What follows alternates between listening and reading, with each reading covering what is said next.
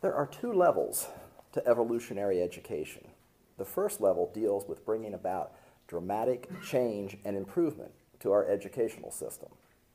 The second level takes these changes and helps to transform both our society and our species. I know that's quite the goal. But, as Harry Truman said, make no little plans.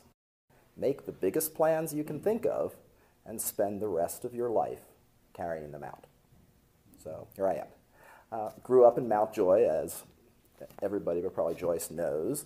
It was pretty idyllic when we were growing up. Nice, active, small town, lots of going on, lots of stores. We had the movie theater and the bowling alley, and then the steak shops and our candy stores that we would go and hang out at. As kids, we got to ride our bikes around all day, and as long as we got home in time for dinner, our parents weren't too concerned about us. And so, they didn't have to worry about us being abducted or molested or anything, and life was pretty good. And then, about 1963 comes along, and all of a sudden I start getting a awareness of the larger world when President Kennedy was assassinated. That was followed by the civil rights movement with the beatings and the lynchings and the murders, and then Vietnam and the horrors and atrocities of that war. Then Martin Luther King Jr. was assassinated. Bobby Kennedy was assassinated. And there were more horrors from Vietnam. So I was looking around and saying, what's going on here? Is this how it's supposed to be? Is this what we've evolved to at this point? And is it going to be like this forevermore?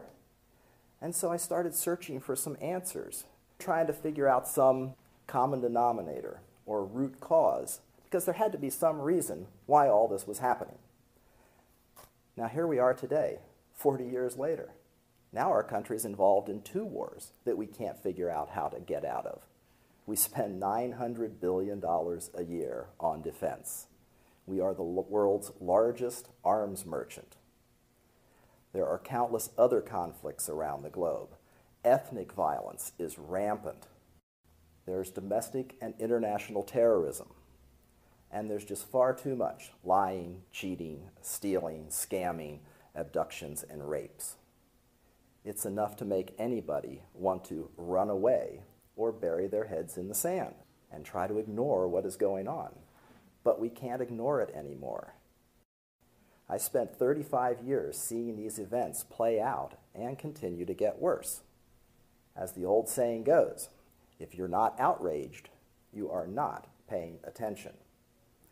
We've got to do something about this. Our species is stuck in an evolutionary rut that continues to allow hunger, poverty, racism, greed, ignorance, violence, and war. Evolutionary education challenges the very foundation of our society, because the root cause that I was looking for all those years ago turns out to be the competitively based system in which we live. You versus me, us versus them. And since the dominant model of the society is competition, it follows that the model for our educational system is also competitively based. We are taught to be competitive in school, sports, business, politics, and even religion. A lot of people say, that's just human nature, Brent. That's just how it is. We can't do anything about that.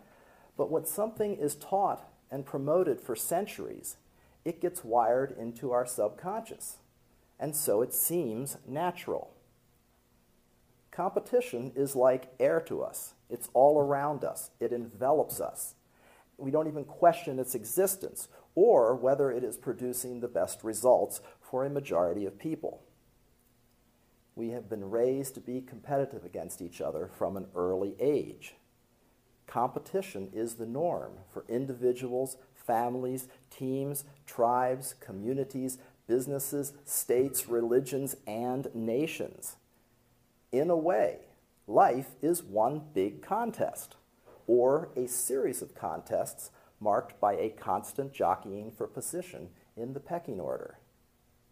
I'm better, smarter, stronger, faster, richer, more beautiful than you are. My family is better than your family. Our community is better than your community. My school is better than your school.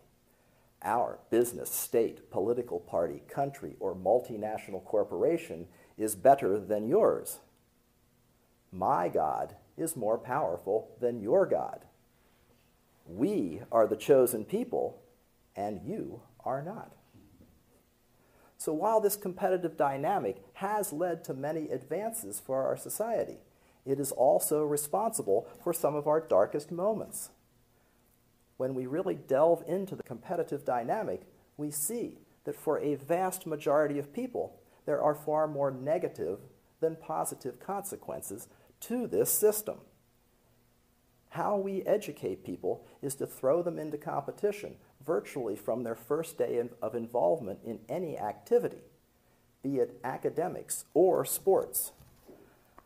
Now, I've been teaching the highly competitive sport of tennis for 35 years, and I call this approach the throw the baby in the deep end of the pool theory of learning.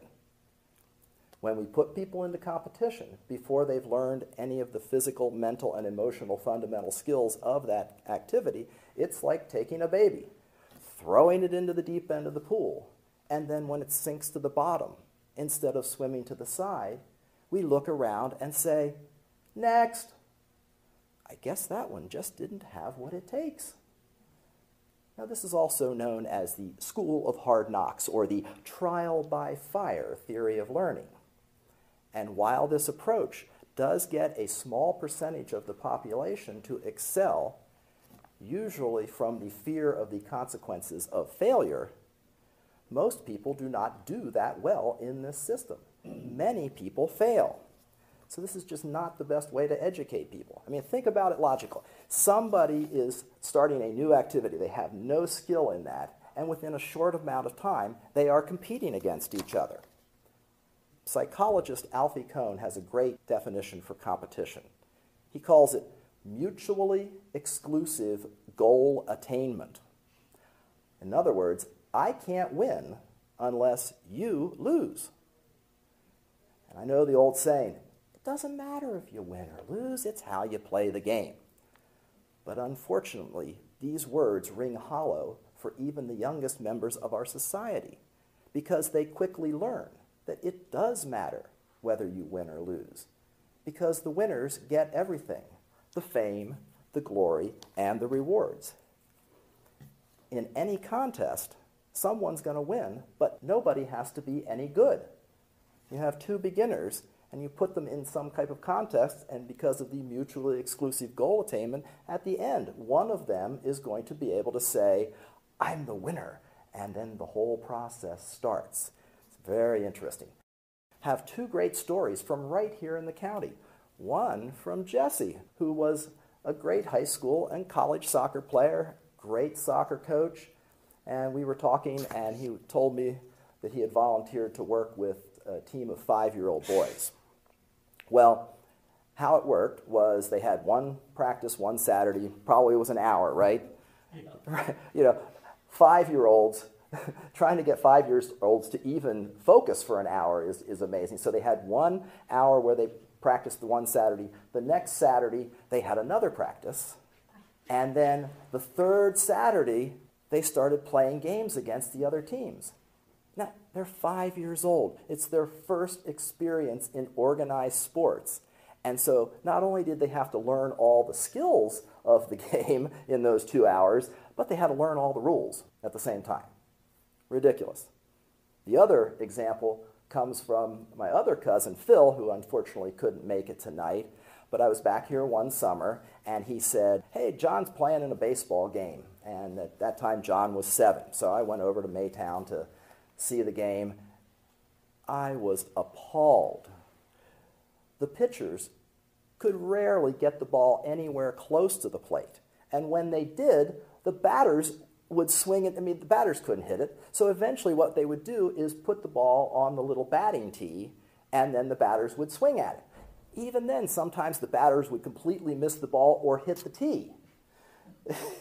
You know? So when they did finally put it into play, then most of the time the kids couldn't field the ball, and if they finally did field it, they they were nowhere close to the base.